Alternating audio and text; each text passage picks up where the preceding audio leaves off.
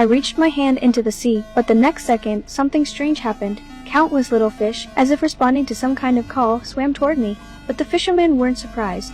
Every time they took me out to sea, they always returned with full nets. My ability had provided for hundreds of people on the island, but my secret was far more than that.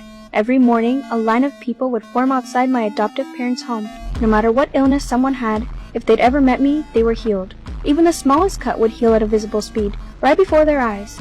The people on the island treated me like a savior, worshipping me as if I were a god. It was me who allowed them to live a life of wealth, no longer burdened by disease.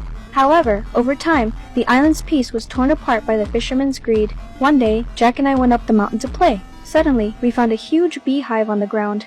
Oddly enough, when I got close, the aggressive bees, instead of attacking, calmly surrounded me, resting on my hand like pets. Just as I was about to show Jack, I noticed he was being attacked by the bees. Seeing Jack hurt, I instinctively clenched my fists. To my shock, the bees around me instantly dropped dead. Jack was frozen in place, and I was just as stunned. To keep others from thinking I was a monster, I asked Jack to keep this a secret. But after that day, my ability mysteriously disappeared. I could no longer heal the people on the island. The fish the fishermen caught were few and far between. A week passed, and the people began to get restless. They held an emergency meeting overnight, fearing that their lives would get even worse. The next morning, they came to my house with gifts, praying for my powers to return.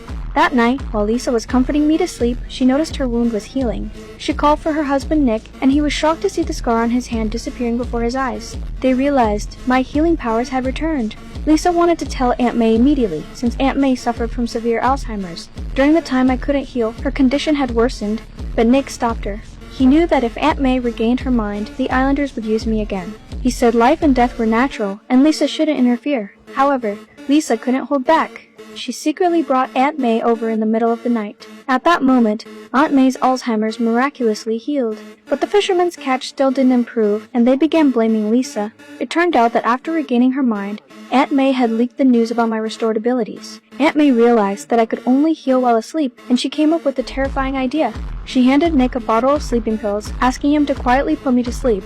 That way, the islanders could continue to enjoy my blessings. At first, Nick refused, but Lisa kept urging him. It'll be just like visitations when she was a She won't remember. And in the end, he agreed.